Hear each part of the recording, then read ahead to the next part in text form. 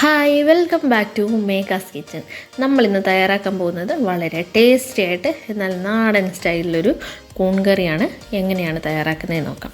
അപ്പം ഞാനിവിടുത്തെ കടയിൽ നിന്ന് വാങ്ങിയിട്ടുള്ള കൂണ് തന്നെയാണ് എടുത്തിട്ടുള്ളത്.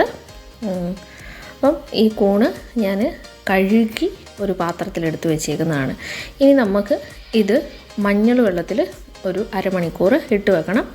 നന്നായിട്ട് കഴുകിയെടുത്തിട്ട് നമ്മൾ കുക്ക് ചെയ്താലും കുഴപ്പമില്ല. അപ്പം ഞാനിതൊരു മഞ്ഞൾ വെള്ളത്തിൽ ഒരു അരമണിക്കൂർ ഞാൻ ഇട്ട് വയ്ക്കുന്നുണ്ട്.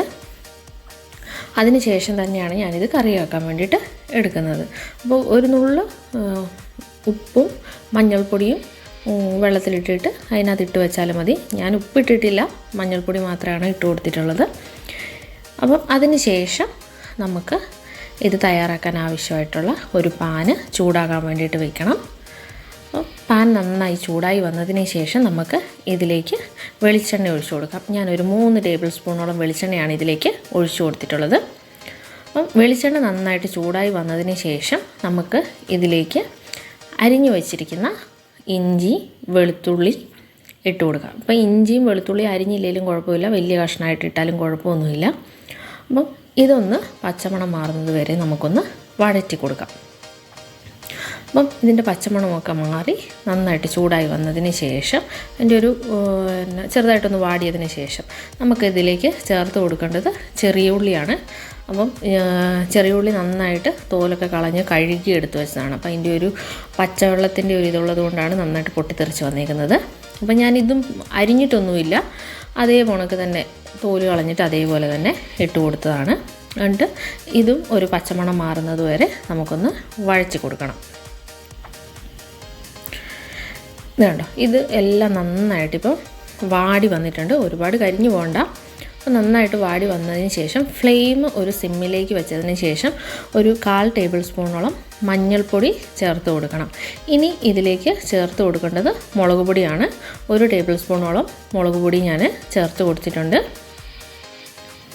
ഇനി നമുക്ക് ഇതിലേക്ക് ഒരു 2 ടേബിൾ സ്പൂണോളം മല്ലിപ്പൊടിയും കൂടെ ചേർത്ത് കൊടുക്കാം.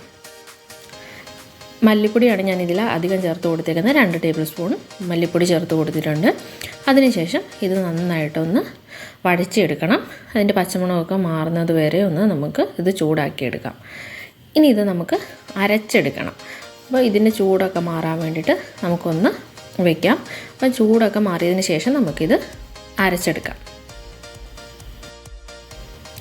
ഞാനിത് കുറച്ച് വെള്ളവും കൂടെ ചേർത്തിട്ട് അല്പം വെള്ളമേ ചേർത്ത് കൊടുത്തിട്ടുള്ളൂ. എന്നിട്ട് നന്നായിട്ടൊന്ന് അരച്ചെടുത്തിട്ടുണ്ട്. ഇനി നമുക്ക് കൂൺ കറി തയ്യാറാക്കാൻ ആവശ്യമായിട്ടുള്ളത് സവോള, തക്കാളി, പിന്നെ കറിവേപ്പിലയാണ് എടുത്തിട്ടുള്ളത്. അപ്പോൾ സവോളയും തക്കാളിയും ഞാൻ ചെറുതായിട്ട് അരിഞ്ഞെടുത്തിട്ടുണ്ട്. ഒരു മീഡിയം സൈസ് തക്കാളിയും മീഡിയം സൈസ് സവോളയാണ് എടുത്തിട്ടുള്ളത്. 2 തണ്ട് കറിവേപ്പിലയും എടുത്തിട്ടുണ്ട്. അപ്പോൾ നമുക്ക് നീളത്തിൽ വേണമെങ്കിൽ അരിഞ്ഞെടുക്കാം. നമുക്ക് ഇഷ്ടമുള്ളവർക്ക് അരിഞ്ഞെടുത്തതിന് ശേഷം അതേ പാന് നമുക്ക് ചൂടാകാൻ വേണ്ടിയിട്ട് വയ്ക്കാം. ചൂടായതിന് ശേഷം ഇതിലേക്ക് ഒരു 2 ടേബിൾ സ്പൂണ് വെളിച്ചെണ്ണ ഒഴിച്ചു കൊടുക്കാം. വെളിച്ചെണ്ണ നന്നായി ചൂടായി വന്നതിന് ശേഷം നമുക്കിതിലേക്ക് എടുത്തു വെച്ചിരിക്കുന്ന കറിവേപ്പില ഇട്ട് കൊടുക്കാം. ഇനി ഇതിലേക്ക് നമ്മൾ അരിഞ്ഞ് വെച്ചിരിക്കുന്ന സവോളയും കൂടെ ഇട്ട് കൊടുത്തേക്കാം.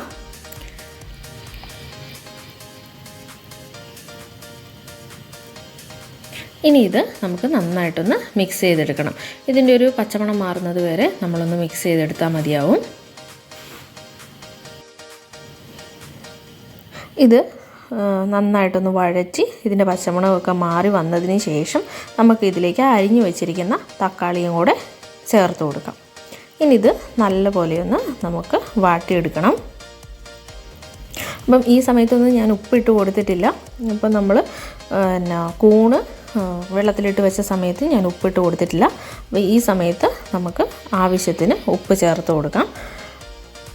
എന്നിട്ട് നല്ലപോലെ ഒന്ന് മിക്സ് ചെയ്തെടുക്കാം. ഇത് അപ്പോൾ തക്കാളിയൊക്കെ വാടി സവോളയൊക്കെ നന്നായിട്ട് വാടി അതിൻ്റെ പച്ചമണമൊക്കെ മാറി വന്നിട്ടുണ്ട്. ഇനി ഇതിലേക്ക് നമ്മൾ അരച്ച് വെച്ചിരിക്കുന്ന അരപ്പും കൂടെ ചേർത്ത് കൊടുക്കാം. അപ്പോൾ ഈ അരച്ച് വെച്ചിരിക്കുന്ന അരപ്പിൻ്റെ അതേ പാത്രത്തിലേക്ക് ഞാൻ കുറച്ച് വെള്ളവും കൂടെ ആക്കിയിട്ട് ആ വെള്ളവും കൂടെ ഒഴിച്ചു കൊടുക്കുന്നുണ്ട്. ഏകദേശം 1/2 ഗ്ലാസ് വെള്ളം ഞാൻ ഒഴിച്ചു കൊടുക്കുന്നുണ്ട്. നമുക്ക് എത്രയാണോ ചാറ് ആവശ്യമായിട്ടുള്ളത് അതിനനുസരിച്ച് നമുക്ക് വെള്ളം ചേർത്ത് കൊടുക്കാം. എന്നിട്ട് ഇത് നല്ലപോലെ ഒന്ന് മിക്സ് ചെയ്തെടുക്കാം.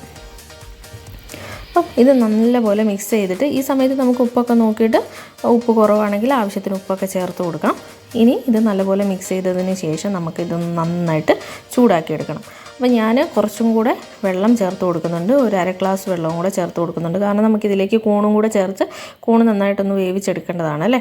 അപ്പം ഞാനിതൊരു ചാറ് കറി മാതിരിയാണ് ആക്കുന്നത്, അതുകൊണ്ട് തന്നെ ഞാൻ കുറച്ചും കൂടെ വെള്ളം ചേർത്ത് കൊടുത്തിട്ടുണ്ട്. എന്നിട്ട് അടച്ച് വെക്കാതെ തന്നെ നന്നായിട്ട് തിളച്ച് വന്നതിന് ശേഷം നമുക്ക് ഇതിലേക്ക് കൂണും കൂടെ ചേർത്ത് കൊടുക്കാം. അപ്പോൾ കൂണ് ഞാൻ ചെറിയ കഷ്ണങ്ങളായിട്ട് മുറിച്ചെടുത്തിട്ടുണ്ട്, അതേപോലെ തന്നെയല്ല ഇട്ട് കൊടുത്തിട്ടുള്ളത്. നമുക്ക് എത്ര വലുപ്പത്തിലാണോ വേണ്ടത് ആ വലുപ്പത്തിൽ മുറിച്ചതിന് ശേഷം നമുക്കിതിലേക്ക് ചേർത്ത് കൊടുക്കാം. എന്നിട്ട് നല്ലപോലെ ഒന്ന് മിക്സ് ചെയ്തതിന് ശേഷം ഇത് നമുക്ക് ഒരു 5 മിനിറ്റ് മീഡിയം ഫ്ലെയിമിൽ നന്നായിട്ടൊന്ന് കുക്ക് ചെയ്തെടുക്കാം. അപ്പോൾ ഇത് ഒരു 5 മിനിറ്റ് ഞാൻ കുക്ക് ചെയ്തെടുത്തിട്ടുണ്ട്. ഇനി ഇതിലേക്ക് നമ്മൾക്ക് പൊടിയും കൂടെ ചേർത്ത് കൊടുക്കണം. ഇതിനകത്ത് ഇനി ചേർത്ത് കൊടുക്കാനുള്ള പൊടി എന്ന് പറഞ്ഞിട്ടുണ്ടെങ്കിൽ ഞാൻ ചേർത്ത് കൊടുത്തത് ഇറച്ചി മസാലയാണ്. അപ്പം ഈ മസാലയുടെ ടേസ്റ്റ് ഇഷ്ടമില്ലാത്തവർക്ക് ഇത് ചേർത്ത് കൊടുക്കണ്ട, കുരുമുളക് പൊടി മാത്രം ചേർത്ത് കൊടുത്താൽ മതി. അപ്പം ഞാനിതിലേക്ക് മസാലപ്പൊടിയും കുരുമുളക് പൊടിയും കൂടെ ചേർത്ത് കൊടുത്തിട്ടുണ്ട്. എന്നിട്ട് ഇത് നല്ലപോലെ ഒന്ന് മിക്സ് ചെയ്തതിന് ശേഷം നമുക്ക് വീണ്ടും ഇത് ഒന്ന് അടച്ച് വെച്ചിട്ടൊരു 2-3 മിനിറ്റും കൂടെ ഒന്ന് വേവിച്ചെടുക്കണം. അപ്പോൾ ഈ പൊടി നന്നായിട്ട് മിക്സ് ചെയ്തതിന് ശേഷം വേണമെങ്കിൽ നമുക്ക് അടച്ച് വെച്ച് വേവിക്കാം, അല്ലെങ്കിൽ നമുക്ക് പൊടി ഇട്ടിട്ട് മിക്സ് ചെയ്യാതെ തന്നെ ഒന്ന് അടച്ച് വെച്ച് വേവിച്ചതിന് ശേഷം നമുക്ക് ഒന്ന് മിക്സ് ചെയ്ത് കൊടുത്താലും മതി. അപ്പോൾ ഇത് വീണ്ടും ഞാനൊരു 3 മിനിറ്റോളം കുക്ക് ചെയ്തെടുത്തിട്ടുണ്ട്. അപ്പോൾ നമ്മളുടെ കൂണ് കറി ഇവിടെ റെഡി ആയിട്ടുണ്ട്. അപ്പം എല്ലാവരും ഈ രീതിയിലൊന്ന് ട്രൈ ചെയ്ത് നോക്കണം, വളരെ ടേസ്റ്റി ആയിട്ടുള്ളതാണ്. അപ്പം ചെറിയ ഉള്ളിയൊക്കെ അരച്ച് ചേർത്ത് നമ്മൾ കറി വെച്ച് കഴിയുമ്പോൾ അതിന് വേറെ തന്നെ ഒരു ടേസ്റ്റാണ്. അപ്പോൾ എല്ലാവരും ട്രൈ ചെയ്ത് നോക്കാം. അപ്പോൾ ഇതിനകത്ത് നമുക്ക് വേണമെങ്കിൽ മല്ലിയിലയും കൂടെ ചേർത്ത് കൊടുക്കാം. ഞാൻ ഇതിനകത്ത് മല്ലിയിലയും കൂടെ ചേർത്ത് കൊടുക്കുന്നുണ്ട്. മല്ലിയിലയുടെ ടേസ്റ്റ് ഇഷ്ടമല്ലെങ്കിൽ മല്ലിയില ചേർത്ത് കൊടുക്കണ്ട. അപ്പം ഈ റെസിപ്പി എല്ലാവർക്കും ഇഷ്ടമായെന്ന് വിചാരിക്കുന്നു. ഇഷ്ടമായെങ്കിൽ എല്ലാവരും ലൈക്ക് ചെയ്യുക, ഷെയർ ചെയ്യുക, സബ്സ്ക്രൈബ് ചെയ്യുക. അപ്പം തീർച്ചയായിട്ടും എല്ലാവരും മറക്കാതെ ഈ റെസിപ്പി ട്രൈ ചെയ്യുക.